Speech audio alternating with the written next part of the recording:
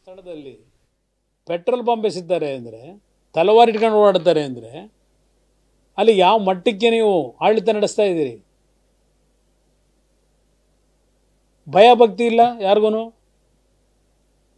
ಈ ಸರ್ಕಾರ ಬಂದ ಮೇಲೆ ಪ್ರತಿನಿತ್ಯ ಯಾವ ರೀತಿ ಕಾನೂನು ವ್ಯವಸ್ಥೆಗಳಲ್ಲಿ ನಿಮ್ಮ ಇಲಾಖೆಯಿಂದ ಇರ್ತಕ್ಕಂಥ ನಿಷ್ಕ್ರಿಯತೆ, ಅಧಿಕಾರಿಗಳ ಶಕ್ತಿಯನ್ನು ಇವತ್ತೇನು ಸಂಪೂರ್ಣವಾಗಿ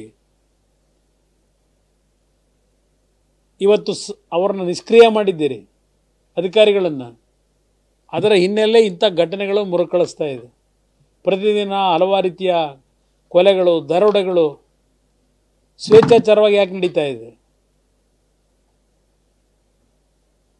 ನಿಮ್ಮಲ್ಲಿ ತಪ್ಪಿಟ್ಕೊಂಡು, ನಿಮ್ಮಲ್ಲಿ ಅಡ್ಮಿನಿಸ್ಟ್ರೇಷನ್ ಲ್ಯಾಪ್ಸಸ್ ಇಟ್ಕೊಂಡು ನನಗೆ ಬುದ್ಧಿ ಹೇಳೋದು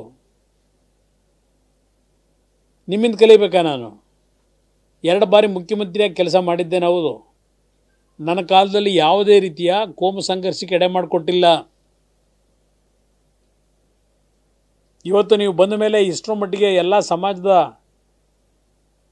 ಒಂದು ರಕ್ಷಣೆಗೆ ನಿಮ್ಮ ಕಾರ್ಯಕ್ರಮ ಯಾವ ರೀತಿ ಕೊಟ್ಕೊಂಡಿದ್ದೀರಿ, ಇದೆಲ್ಲ ಕಾಣ್ತಾ ಇದ್ದೇವೆ, ನೋಡ್ತಾ ಇದ್ದೇವೆ. ಇವತ್ತು ಕೋಟ್ಯಾಂತರ ರೂಪಾಯಿ ನಷ್ಟ ಆಗಿರ್ತಕ್ಕಂಥ ಆ ವ್ಯಾಪಾರಸ್ಥರ ಪರಿಸ್ಥಿತಿ ಏನಾಗಬೇಕು? ಸಾಲ ಎಲ್ಲಿ ತರಬೇಕು? ಅವರು ಸಾಲ ತೀರ್ಸೋದಲ್ಲಿ ತೀರಿಸ್ತಾರೆ. ಸಣ್ಣ ಪುಟ್ಟ ವ್ಯಾಪಾರ ಮಾಡೋರು ಅವರಿವತ್ತು ಬೀದಿಗೆ ಬಂದಿದ್ದಾರೆ, ಅವ್ರ ಪರಿಸ್ಥಿತಿ ಏನಾಗಬೇಕು? ಏನಾದರೂ ಕನಿಷ್ಠ ನಿಮಗೆ ಒಂದು ಪರಿಜ್ಞಾನ ಇಟ್ಕೊಂಡಿದ್ದೀರಾ ನೀವು ಕಾಂಗ್ರೆಸ್ ನಾಯಕರು? ಅಲ್ಲಿ ಯಾರೋ ಕೂತ್ಕೊಂಡೇನೋ ಅವ್ರೇನೋ ಯಾರೋ ಒಬ್ಬ ಕೂತ್ಕೊಂಡು ಬುದ್ಧಿ ಹೇಳ್ತಾನೆ, ಇನ್ನೊಂದು ಹೇಳ್ತಾನೆ. ಅದು ನನ್ನ ಜೊತೆಲೇ ಹಿಂದೆ ಇದ್ದಂಥವ್ರು, ಕೆಲಸ ಮಾಡಿದವರು, ನಾನು ಯಾವ ರೀತಿ ನಡ್ಕೊಂಡಿದ್ದೀನಿ ಅಂತಕ್ಕಂಥದ್ದು, 2 ಬಾರಿ ಮುಖ್ಯಮಂತ್ರಿಯಾಗಿ ರಕ್ಷಣೆ ಯಾವ ರೀತಿ ಕೊಟ್ಟಿದ್ದೀನಿ ಅಂತಕ್ಕಂಥದ್ದು ಇತಿಹಾಸದಲ್ಲಿ ಕಡತದಲ್ಲಿದೆ. ಯಾತಕ್ಕೆ ನನ್ನ ಕಾಲದಲ್ಲಿ ಯಾವ ಘರ್ಷಣೆ ಇರಲಿಲ್ಲ? ಯಾವ ಕೋಮು ಸಂಘರ್ಷಗಳು ಯಾಕಿರಲಿಲ್ಲ ನನ್ನ ಕಾಲದಲ್ಲಿ? ಮಾಧ್ಯಮದ ಸ್ನೇಹಿತರೇ ಈ ವರದಿ ಕೊಡ್ತಾ ಇದ್ದಾರೆ, ನಾವು ಹೇಳ್ತಿರೋದಲ್ಲ. ಇದನ್ನು ಕಾಂಗ್ರೆಸ್ನವ್ರು ಮೊದಲು ಅರ್ಥ ಮಾಡ್ಕೋಬೇಕು.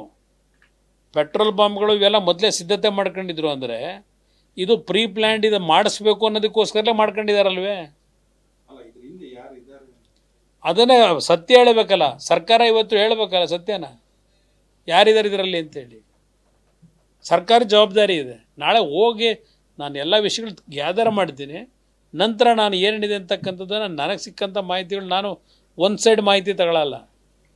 ಎಲ್ಲ ರೀತಿ ನನ್ನದೇ ಆದಂಥ ಮಾಹಿತಿ ಸಂಗ್ರಹ ಮಾಡಿ ನಾಳೆ ದಿನ ಎಲ್ಲ ವಿಷಯ ಚರ್ಚೆ ಮಾಡ್ತೀನಿ.